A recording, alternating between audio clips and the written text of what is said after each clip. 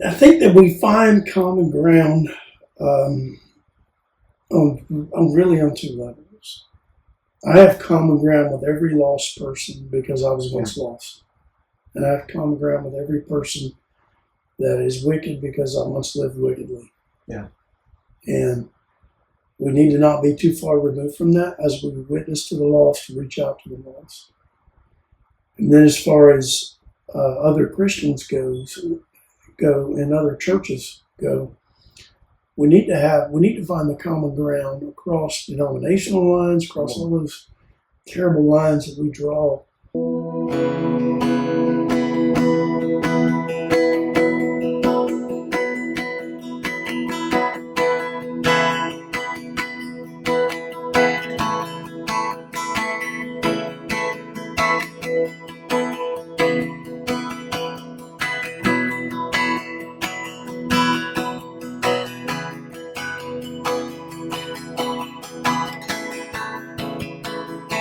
All right, welcome back to another episode of Common Ground Podcast, where our goal is to find common ground through relationship and Scripture. Listen, we're so thankful for everybody that's tuned in this season, all the views we've had this season, all the comments, likes, shares, donations, sponsorships, all of that. As we wrap up Season 2 with Episode 12 this week, we are just so encouraged by everything that's happened this season, all of our guests this season. We're so thankful for each of them. And we've got one last exciting guest for you this week, and I can't wait to introduce him to you. But before I do, as always, let me tell you about our sponsors. We are once again sponsored by Ridgetop Roofing. They're a roofing company based in Virginia, as well as here in Kentucky. They just do a great job. I've told you in several episodes I've had work done by them, and they do an excellent job. They don't just give you a new roof, but a whole new roofing system. And listen, if you need gutter work, roofing work, whatever it is you may need, I encourage you. Check out Ridgetop Roofing. See if you can get them out and get some work done by them. And if you do, tell them you heard about them on Common Ground Podcast. And once again, thank you, Ridgetop Roofing, for partnering with us for as long as you have. And then we've got Morgan's Laser Works, another great sponsor that's been with us for a while. They've been making us hats and different things for a while now.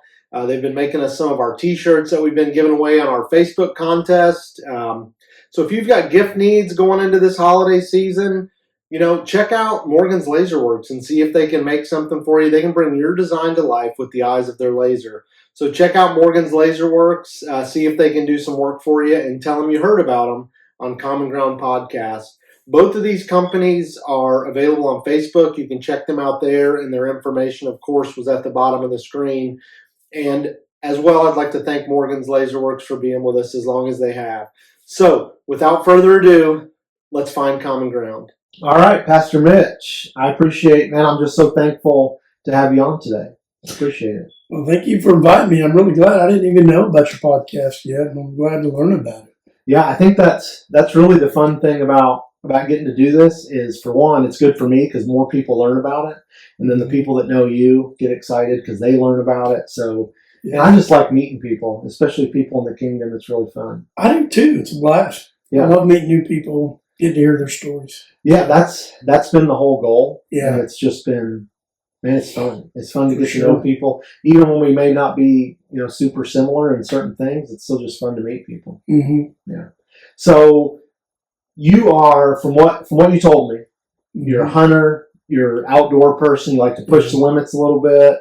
So you said, I can't remember how you worded it, but things that push you to your limit. Tell me something you've done that really did that. Oh gosh, I try to do that on a regular basis because it really relates to my health a lot. Because if I don't have a goal that pushes my limits, then I won't work out. I'm getting old, so it's not going to be good for me if I don't. Yeah. So I kind of do that to stay alive. Okay. So one of the most recent ones I have, we went to New Mexico, my son and I, and we did a Baton Death March. Have you ever heard of that? I don't know what that is. No. Yeah. Well, it's a 26-mile hike in the desert, up in the mountains, up around the mountains. So it's a marathon, 26.2 miles with 35-pound pack in the high desert. So you got to complete it in a certain time limit and all that. And it was definitely pushed my limits. I almost died, I think, but we did it. We completed it, and so that's my last one. My next one is I want to go do a rim to rim hike through the Grand Canyon, which is 24 miles. Okay. Down and out in one hike, and I think that'd be a blast. It'd be fun. It'd be beautiful too. I just wanted to see if I could do it after 50, and sure. So that's cool. I used to think I wanted to. This is crazy, but when I was in college, I had a history teacher that I just really connected with because he spent his summers going places and photographing, and that got me into photography and different things. But that's where I learned about the running with the bulls. I used to think I wanted to, I'll go do the running with the bulls. But then I got older and I'm a little more sane than I used to be. So there's no way I want to do that. But that would push my limits. Yeah, I don't know. Like, I don't think I would ever do that. No, I think that's too far. It's too much. It's pushing more than just limits. It's just like pushing your luck, right? Yeah, really. So before we get too far, I want to ask you this question just for fun. And you're the first guest I've had that I asked this question to. Okay. So before I let you tell me about yourself, if you could have coffee with one biblical figure, who would it be? And tell me why. Okay.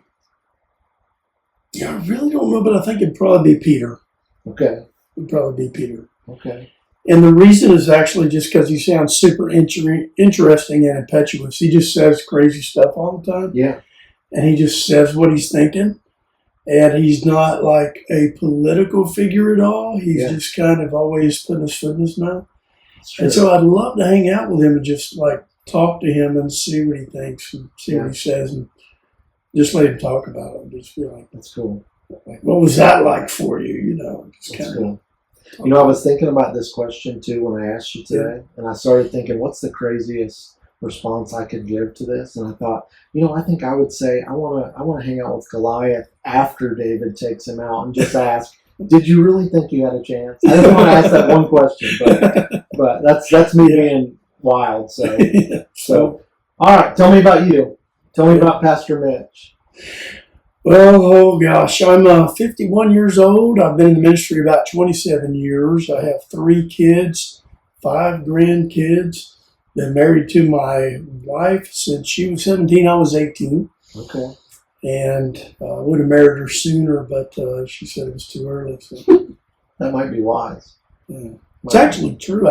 I asked her to marry me when we were 16, and she said no when she was 15. And then a little later, I asked her again, and she was 16, and then she still said no. So then when she was 17, she said yes.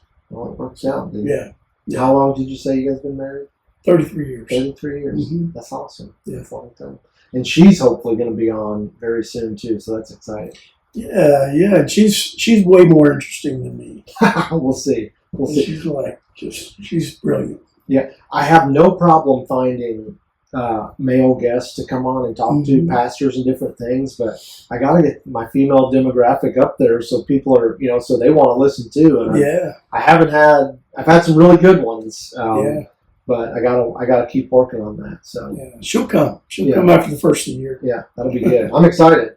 So tell me about what you got going on in ministry. Well, right now we're just seeing God move in a lot of different ways. It's kind of interesting. We're seeing a lot of people saved right now. Just it's kind of like a season of harvest. We're a small church out in the country. We're baptizing 4 people this Sunday, and it seems like. The strange thing is, it seems like the demographic of people that's being baptized right now coming to Christ are people in their 20s. So for example, this Sunday we're baptizing 3 people in their 20s and one in elementary school. So. That's exciting. Yeah. And you are at, what's the Baptist? Which church are you at again? It's Oak Hill Baptist. Oak Hill. I was going to say Oak Hill, but I didn't want to be wrong. And usually I clarify that before we start, but I messed up. Man, that's exciting, and to see those age groups really jumping in is great because you can build off that, and they can serve for a lot of years. So it's really exciting. And it's kind of interesting because it's mostly a lot of people from very broken past that are coming to Christ right now. So we're reaching a lot of people that have what I call it scrambled eggs. their lives are just like scrambled eggs that you're trying to kind of piece back together because sin just destroys our lives, Yeah, absolutely. But they're coming to Christ. That's good. And we're seeing, we're getting ready to start Awana and Sunday school and stuff like that. And more and more discipleship stuff we're getting ready to start. So that's good. Yeah. Me and my wife serve in several areas at Bethesda, and one of those areas is young adult ministry. And it is a hard ministry because because I help in the youth as well, but you see these people coming right out of youth they're trying to figure their life out, that 19, 20 years old, trying to figure out where to go, where to turn. Yeah. So it can be a hard ministry, but you said it to me. You said you're working through discipleship ministries. I think that's so key that we're doing discipleship stuff within our churches. Well, I didn't realize how important that was when I was young. Me neither. Yeah. Like, I had no idea. And so we I would always build a ministry that was like a coat of paint, really wide, but not so deep, because we were leading people to Jesus like crazy. Yeah. Because it's all I knew to do. Like, that's all I knew. Right. Because I was never really discipled. So I didn't know, right? So I just had to kind of learn it on my own and find people to teach me. So now that at this stage of life, though, I realize that that's actually the most important thing. Yeah. The most important thing is discipleship. Yeah. So. Yeah, I agree. I had a guy on that's also a Marine it was this season. But he led me through this program called Every Man a Warrior. And it's a program for men, and it's all about discipleship. And that's what great. And we've got discipleship programs at our church other than that as well. But it's so key that we know how to do that and that we're doing that. Once I get it, I need to give it away, Yeah. So I think that's so important. Well, for discipleship, it goes back to me with Hebrews 12. Hebrews 12, that race of faith in Hebrews 12, 1 and 2. And I used to think it was a sprint, and I feel like it kind of is when you first start in ministry, or when you first start following Jesus, no matter whether you're in ministry or not. And then I realized a little later that it's a marathon. Yeah. But now I realize it's neither. Like, at this stage of life, I know it is a relay race. And like, the most important thing for me, even though I'm just 51, is passing the baton well. Like, how many people can I pass it to before I die? That's my goal. Yeah, that's really good. That's really good. We've got it. Freely we receive, right? Yes. So we got to get it back. That's good. Yeah. So I think we just hit it. I think we just answered the next question. But what would you say one of the most vital parts of ministry is? I would actually say that's prayer. Okay. Because it's the only thing we do that affects everything else significantly. Yeah. So you can never have an effective evangelism ministry, discipleship ministry, worship ministry, or children's ministry, youth ministry. You can't have any of those effective without prayer. Yeah. So prayer is the most essential. Yeah. Because it affects everything else. My walk with Christ is not where it needs to be if I don't have a good prayer life. Oh, yeah. To me, that's that intimacy that if I don't have that, the relationship is not there. It's all one-sided. It's him doing stuff for me without me getting the credit for it. And then I'm not just spending it's about relationship, So if I'm not praying, the relationship isn't there. Because that's the way I communicate to the Father. It is. And prayer is such a struggle. Yeah. Because it like always changes. I find that over my walk through the years, I have to do different things to keep it fresh. I'll find something new to do in my prayer life, and it'll be vibrant, and then it grows stagnant. Yeah. And then I find something else, and it gets vibrant again, and it gets a little more stagnant. So it's a work that we have to keep up, and we have to continually strive to maintain. Yeah. And the same is true for the church as a whole, right? To keep the church focused on prayer is a challenge. Yeah. Well, to me, we make these habits, right? So if I build this habit of prayer, okay, and I don't like the word habit, but if I build this habit of prayer and I do it, they say it takes 21 days to make a habit and then 90 days to make a lifestyle. I want to get to that lifestyle part where it's not just a habit. It's just my DNA. It's who I am. I'm a person of prayer. I'm praying without ceasing, if you will. Awesome. So that's what it is to me, is we make these habits, these healthy, holy habits, whatever we want to call them, Mm-hmm. that turn into healthy lifestyle. Yeah, absolutely. Yeah. Absolutely. So that's the way I look at it. Yeah. And while we're, chugging right through this, I believe we talked about discipleship, we talked about prayer. I believe equipping is a vital part of ministry.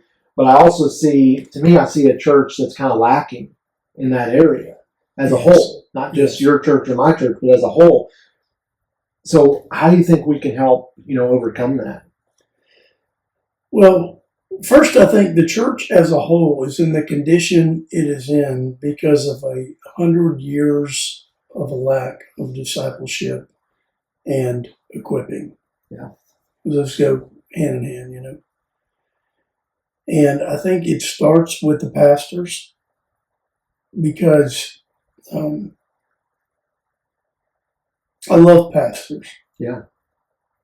I'm not against pastors.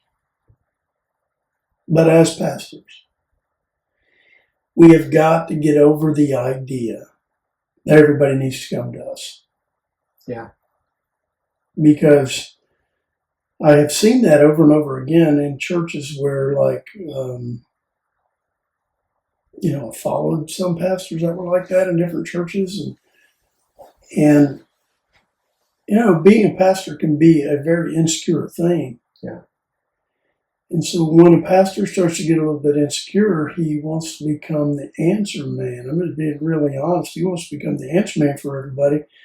And it's like, man, I feel really good when somebody comes and asks me to lead their family to Christ, or somebody to come and ask me the question that I need the answer to. And we should point them to Christ. Yeah. Not become the answer man. Right. And the reason that's so important to equipping is because we equip the saints for the work of the ministry. They're to do the work of the ministry, not us. Yeah. So if someone comes and says, hey, I think my child is really ready to receive Christ, my first answer is not let me talk to them. My first answer is you talk to them. If you need help, I'll talk to them. But I want you to do it first, and here's how you do it. Yeah. We've got to begin to do that more effectively as pastors. And then as congregations, as churches, as members, we've got to begin to see that all of our job is the work of the ministry, not just the pastor and the deacons or whoever at the church or elders, whatever your structure is. Yeah. You've got to have the people doing the work. Yeah. We push team ministry. Mm-hmm. At Bethesda. Everything we do is, like I told you, me and my wife are on a young adult team. Awesome. We're on a youth team.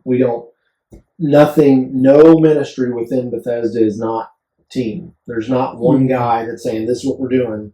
There may be one guy that facilitates the team meetings, but it's team. And to me, that speaks to what you're saying, because I can't do it by myself. Right. You can't do it by yourself. It takes all of us working together. Yeah, but just to illustrate what I'm saying, I was in ministry one time. I was teaching on sharing your faith. Yeah.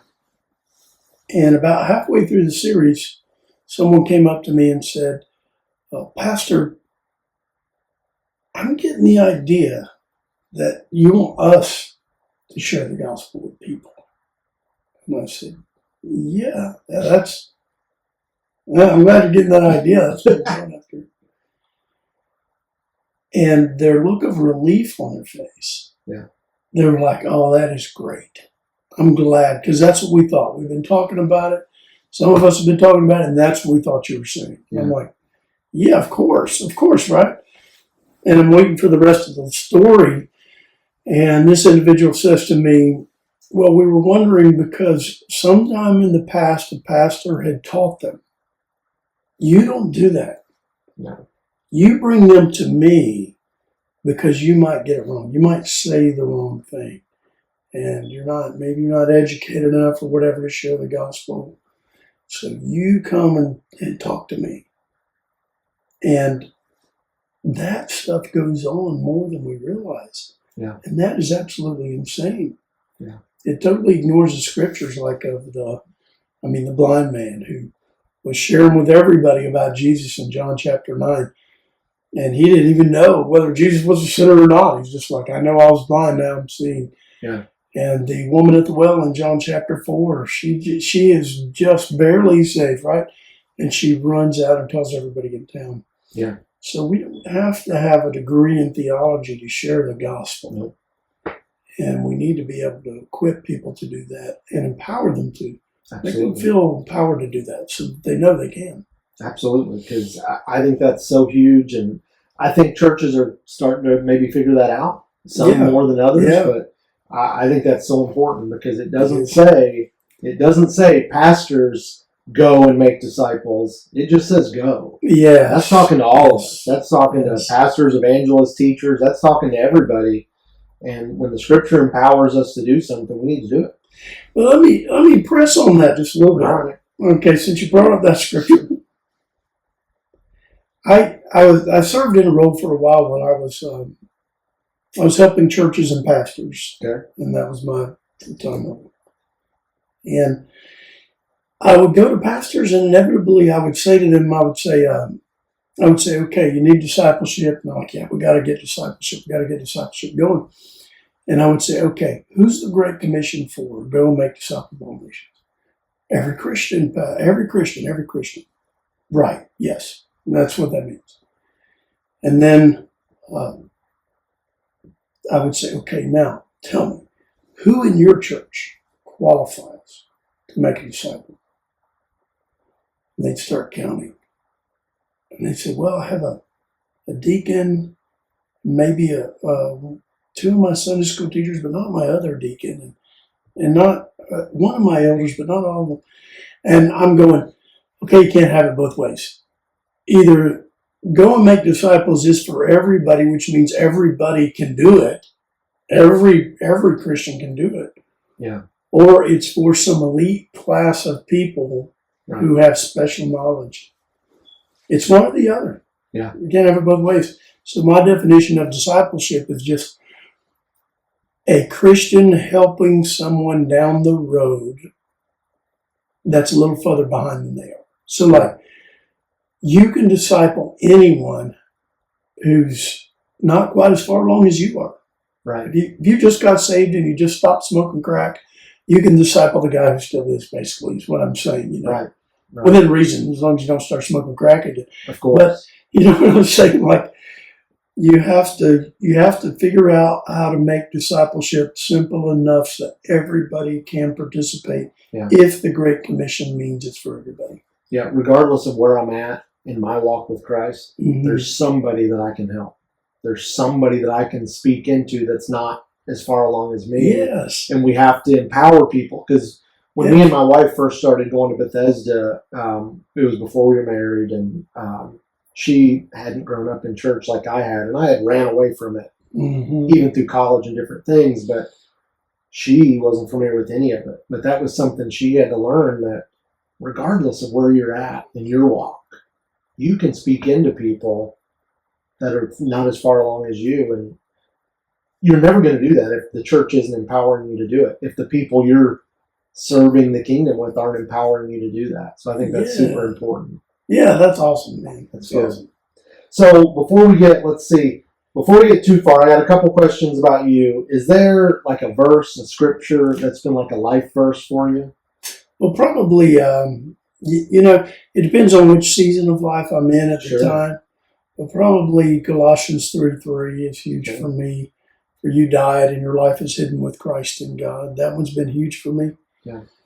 Just to remember that. Yeah. It's good. Because it's how I keep track of the fact that, like, I used to be very intimidated about telling my testimony because I didn't want to talk about that guy. Yeah. I didn't want to talk about what he used to do, who he used to be. So that would be very hard for me. And then once I really got a hold of that Colossians 3:3, I realized that I'm not really talking about me. Yeah. I'm talking about an old dead fool. That's right. Because that guy died. So Colossians 3:3. Yeah. It used to, for a long time when I first started coming back when I first came back to the Lord Mm-hmm. and went through Every Man a Warrior, there was this verse, Philippians 4, 6, and 7 says, "Do not worry about anything." And at that time in my life, I didn't know it until I memorized that verse, but I was worried. I was worrying all the time about every little thing. And that verse really taught me, do not worry about anything, but in everything, by prayer, petition, with thanksgiving. So what does it say? Do not worry about anything, but pray, pray, pray, pray, pray. Yes. And that, at that point in my life, what it taught me was, don't worry. Don't spend all your time worried about things. God's got it. God's got you in control. But several seasons later now, what it's reminding me is you don't have to worry about everything, but I know sometimes you're going to worry. That's what he's telling me. So when you do, pray. And that takes that worry away because I'm speaking to the Father. So to your point of different seasons, that verse has been for me, but it's changed as I begin to learn it and apply it to different seasons of my life. Yeah, absolutely. So, and then while we're talking about you, tell me your salvation story, your testimony, so to speak. Well, I was saved when I was about 9. Okay. So I came to Christ very early, and I came to Christ very seriously when I was about 9. And like when I was 9, I was already like into stuff I shouldn't be. I mean, I started chewing tobacco at 5, so I started a nicotine habit at 5 years old, which is insane. A little young, yeah. And then, yeah, a little young. And then, you know, by the time I was 9, I'd already been exposed to pornography, things like that. And so I was saved, and I just told all my friends about Jesus. I would tell all my friends about Jesus. And then, but I started drifting away. And as I drifted away, by the time I was 14, I guess, I was already like drinking and smoking pot and everything by that time. By the time I was 16, I was an alcoholic, pothead, and everything else you can imagine. So I was involved in everything. And by the time I was 18, 19, most all of my friends were in jail or dead. I'd already moved out of my house. My buddy was living with me, and he was selling drugs out of the house at the time. And it was just a constant party, and I was shriveled up to nothing. Just my life was just a wreck by the time I was 18. And lost several friends to suicide, several friends to car wrecks, murders. Some were murdered. And anyway, several were in jail. So that was kind of my life. I wound up joining the Marine Corps, getting married and joining the Marine Corps. Debbie was the best thing that ever happened to me. Sure. I'm so glad she married me. She was a preacher's daughter, and she wanted to find the furthest thing away from a preacher she could. So she started dating me, and she never did anything bad. She just dated me. That was the worst thing she ever did, right? And then she kept me out of a lot of worse trouble. Yeah. But ultimately, got married, joined the Marine Corps, and that's when God really began to get a hold of my heart in the service. And I began to realize that passage, Ezekiel 3:17 and 18, where it says, "Son of man, I've made you a watchman of the house of Israel. Therefore, hear the word of my mouth and give them warning from me. When I say to the wicked, you will surely die, but you give him no warning, nor speak to warn the wicked that he turn from his wicked way. The same wicked man will die in his iniquity, but his blood I will require at your hand." So I just saw all my friends, and I saw them all dying, and I saw their blood on my hands, right? And that was like, wait, I know the right way. Yeah. I know the right way. And I'm not living it, and I'm not showing them it. And I would do anything for these guys, and I wouldn't do the one thing they needed, which is share the gospel with them.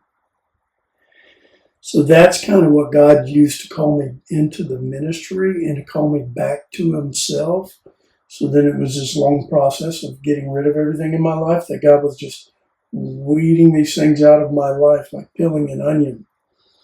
As He was calling me back to Himself and calling me into ministry. Right. In the time I was probably around 20. And that was just kind of, that was kind of how I started coming back to the Lord, started coming back to the ministry, and God began to call me into ministry through that. And I've been trying to serve the Lord ever since. So now a lot of times when I'm reaching, especially young men,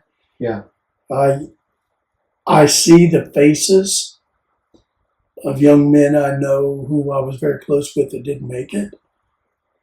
And I don't want you to get the wrong impression. This isn't men that I served with in the military, although that was true too, with one of them who killed himself. But I'm talking about before I was in the military. The military was not a safer place for me. Yeah.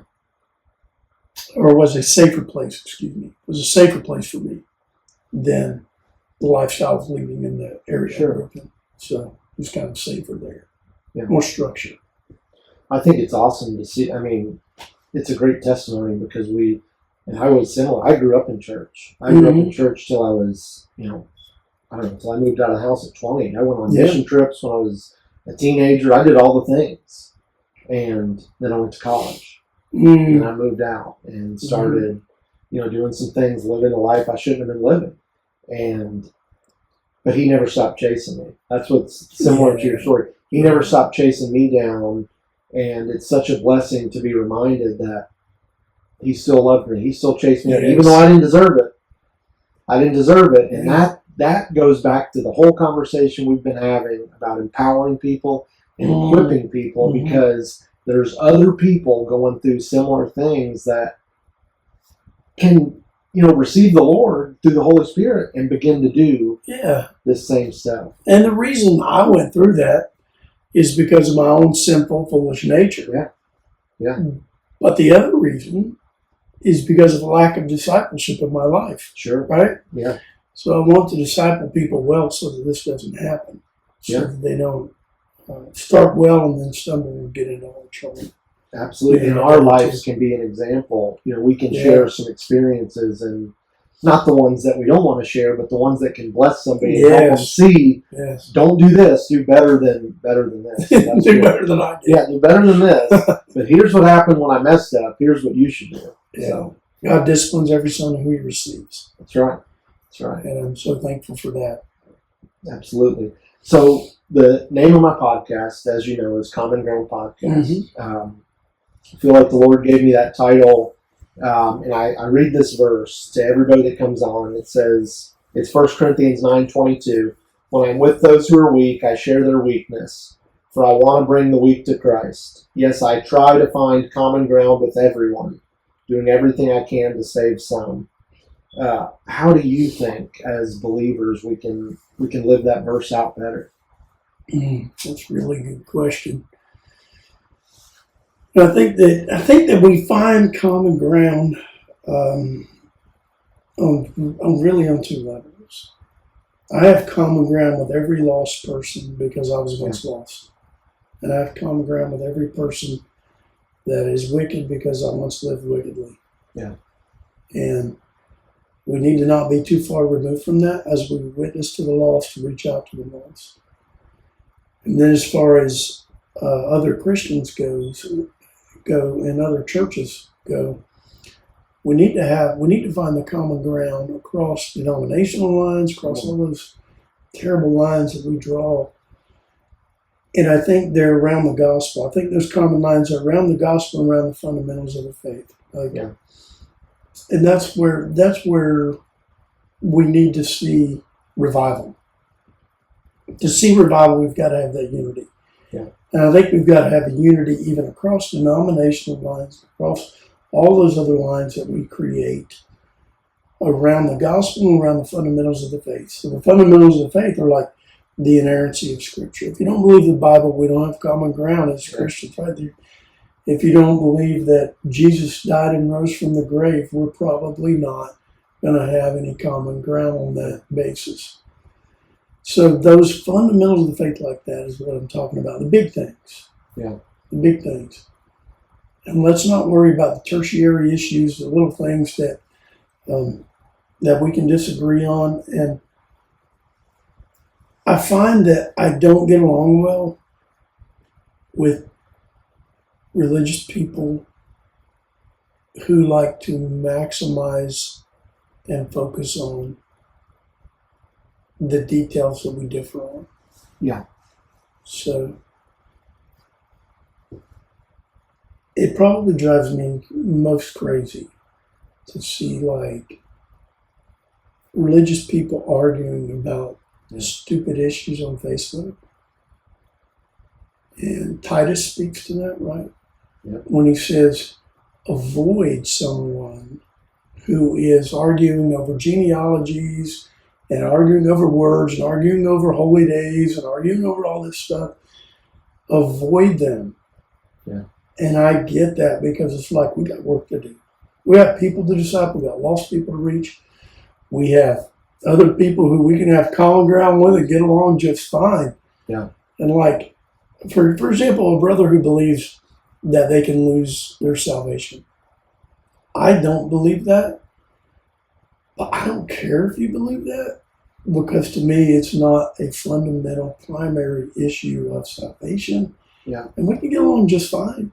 And those issues, I don't want to argue about them. I don't have to argue about those issues. Yeah, right. Those issues can come up if I'm one-on-one discipling you. Yes. Then we can get into the Yes. weeds about that stuff because we've built relationship and we're discipling each other.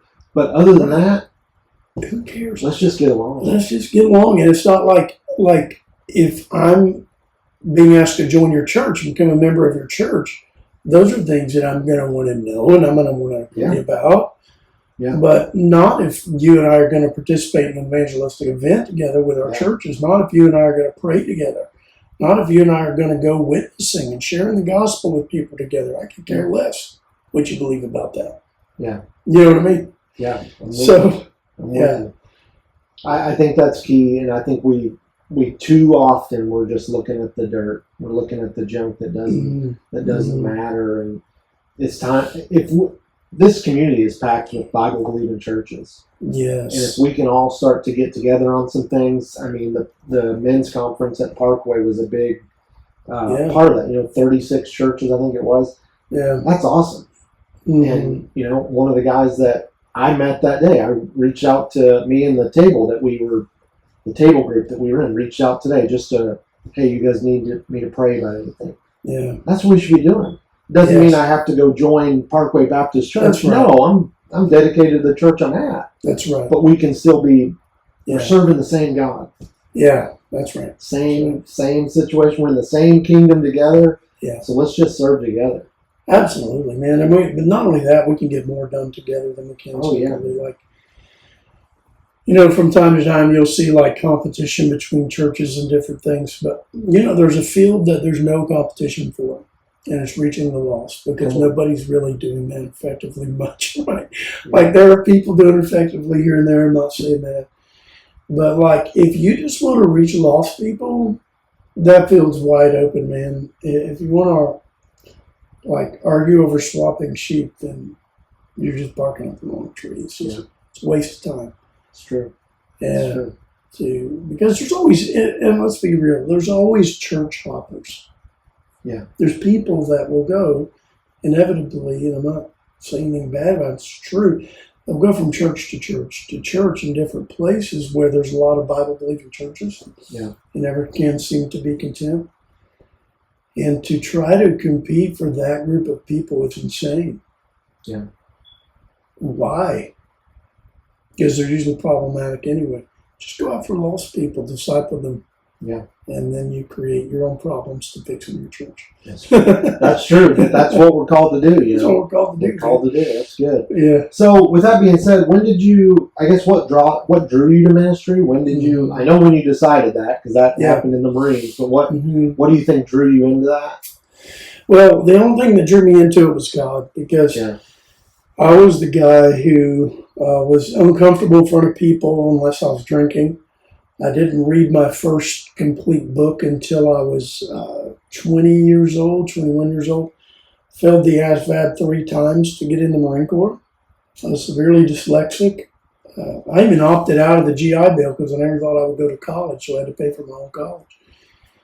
And so my point is just not somebody that you would say, this guy, yeah, he's going into ministry. My first hope in life, my greatest goal in life when I was young, was I wanted to be a shingler instead of a ground guy on the roof and a tear-off guy on the roof. That was literally like, I don't know how you can get any higher than that. Yeah. Like, you get paid by the square then. I don't know how you get any higher than that. And that was all I thought I would ever do. And I started doing that when I was probably 16 years old. Mm.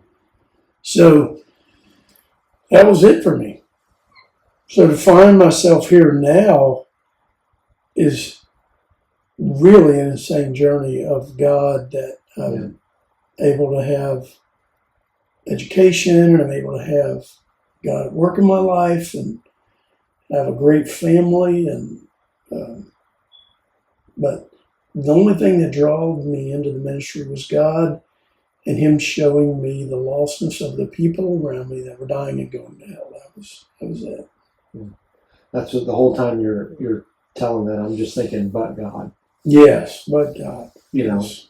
without Him, we are nothing, of course. But I think about all the things that I was doing, even just 3, 4, 5 years ago, and I go, no, there's no way I'm teaching classes at my church now. I'm doing this. There's no way. Neither one of us should be sitting here right now. Yeah, Only God is the reason neither one of us absolutely. are sitting here, Absolutely. and anyone would listen to anything either one of us has to say, right? That's true. That's true. So, It's just a reminder of how good He is. yes, To it take us from where we were to put us where we're at.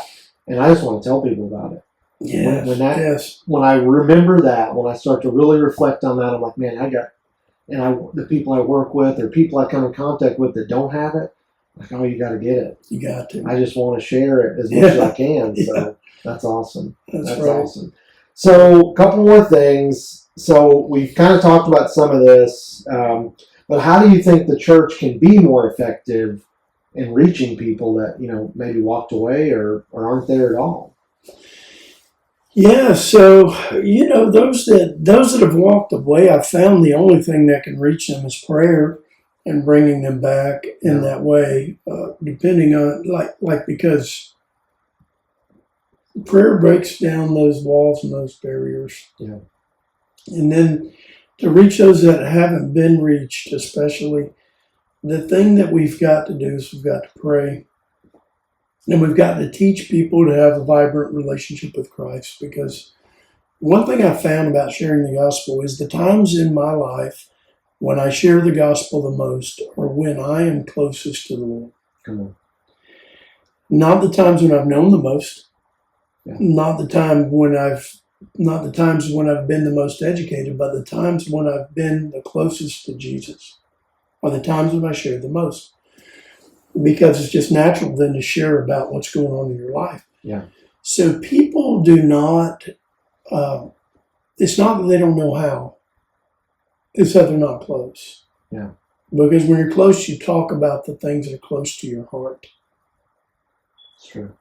And so I would say you got to get people clean and close, and you've got to pray. Yeah. I think too often we think we can take that go and make disciples a little too far, and I think it's my role to drag you in, when really I just have to be a light. Yes. I don't even have to come at you with scripture all day long. I just have to be a light. I just have to love you right where you're sitting. Yes. Love you right where you're at. And if I do that well, if I do that like Christ did, typically the way it's going to work is when crisis hits, you're going to come ask me to pray. That's right. That's right. And I find it's a twofold effect. I find light has a twofold effect. It repels the darkness. Yep. And it draws people who need Him. Yeah. And sometimes it repels the people who need Him too. And so there'll be people, if you love people like you just talked about, There will be people that hate you, even though you've never judged them, you've never said anything about them. They hate you because they see Jesus in you, and they hate Jesus. Yeah. But you're right. Even those people, I find oftentimes will come back to you later and be like, "Hey, I have messed up my life. Can you talk to me? Can you tell me about the hope that's in you?" Yeah. So I found them come back after that as well. I find they'll come back. Yeah, it's good because too often we want to correct everything they're doing wrong. Yeah. And I forget about all the stuff I'm still doing wrong. Right. And definitely forget about the stuff I used to be doing wrong. Yeah. He calls us to catch fish. It's not my role to clean them. That's right. He does That's that exactly part. right. He cleans it up.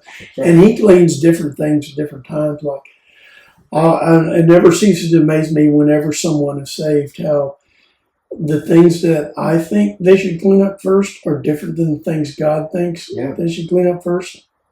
Like, I'll be talking to them and I'll be like, okay, yeah, maybe you should get rid of the meth. But really what God's dealing with them about first is their language. And I'm like, okay, well, then deal with that. Deal with what God is dealing with you about first. Yeah. And then God will deal with the next thing next. Yeah. Because if we saw everything we needed to get cleaned up in our lives at once, it would kill us. Yeah. Well, you said it earlier. You said peel back the layers of the onion. Yes. We had showed this video at church one time years ago of a guy talking about a chisel, and the Lord just chiseling a little piece away and going, "Hey, get rid of this." Yes. And then I get rid of that, and then he comes back and says, "Okay, get rid of this." And then little by little, and there's still things that I'm convicted of that I go, "Oh, I got to shore that up. I got to do better about that." And maybe they're not as big of things, but they're still things. Absolutely, man. And that's an ongoing, lifelong process, isn't it? Yeah. Every day we work closer and work more and more to get more mature and more closer to the Lord every day. So that's good. That's good. Yeah. So we touched on this a little bit too, but Bible believing community, Bible believing churches on every corner. What do we do how do we work better together? Well, I will tell you, I think what needs to happen is there is an effort going on right now in our town that I'll fill you in on later, but there's an effort that just started in town. It started with a group of about 10 pastors praying together for revival for about the past 7 years across denominational lines.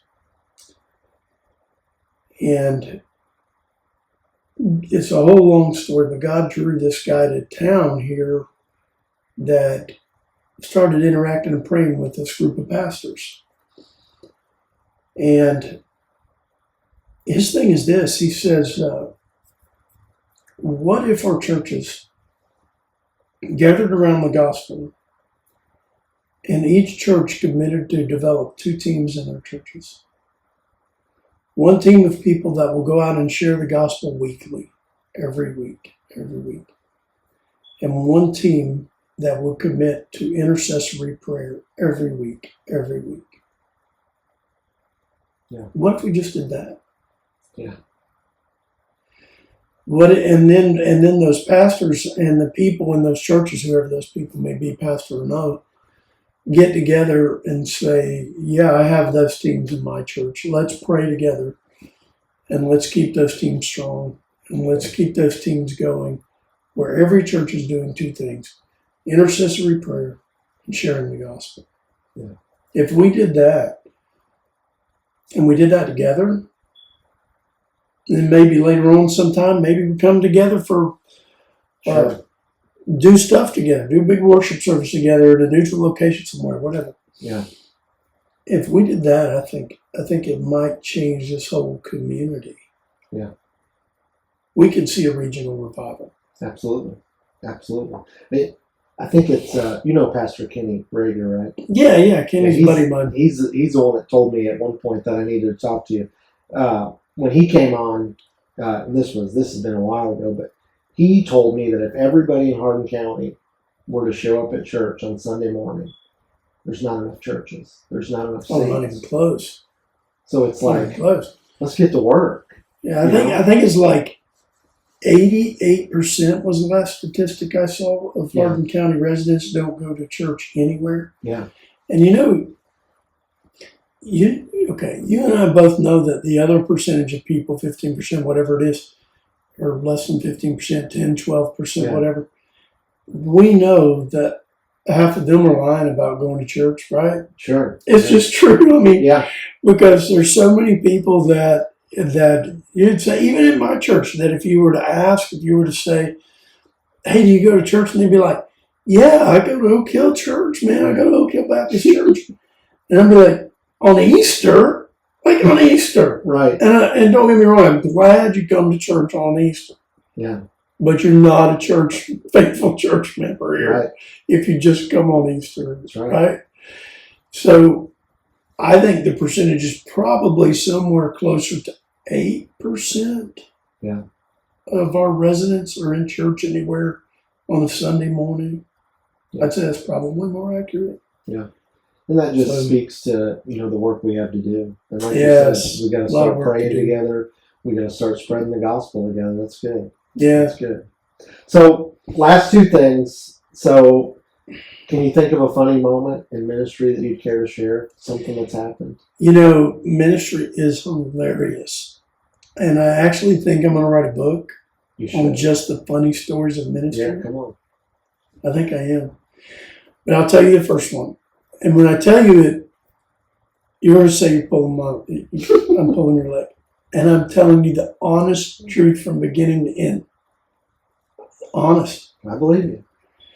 I'm 24 years old and I'm sitting in my office out in the country in a little country church. And the youth pastor comes up and he says, hey, a guy's broken down in the church yard. I said, well, you know how to fix trucks. I'm here working on this, and you need to learn how to share the gospel. So go share Jesus with this guy and get him back on the road. He goes out and he talks to the guy, gets him back on the road, and this is what he says to him. Okay? He says, he sees an open Bible on the guy's seat. And he says, do you understand what you're reading there? Do you know what you're reading? And he says, no, how can I, unless someone teaches me? And he was open, I'm not kidding, to Isaiah. Okay? And he starts sharing the gospel with him out of Isaiah. Okay? Pointing to the cross. Gets him back on the road. Guess where the guy's from? No clue. He's an Ethiopian. Oh my gosh. You remember the story of the Ethiopian eunuch? Right. It's bizarre, right? It happened in my churchyard. And then on Sunday morning, the guy shows up at church. And he's been thinking about this all week, right? And that church out in the country has never seen an Ethiopian in their life. Yeah. Right? This guy's just traveling through. That is wild. And so he shows up at church. And he gets saved in the church service. And he's super excited about it. He comes to Christ, comes down to the altar. I pray with him. He receives Christ as a Savior. And I present him in front of the church. And I say, this guy, my brother, has just received Christ. Let's give God a hand. Oh, let's give God a hand. And then somebody raises their hand. And they say, preacher, we didn't vote on that.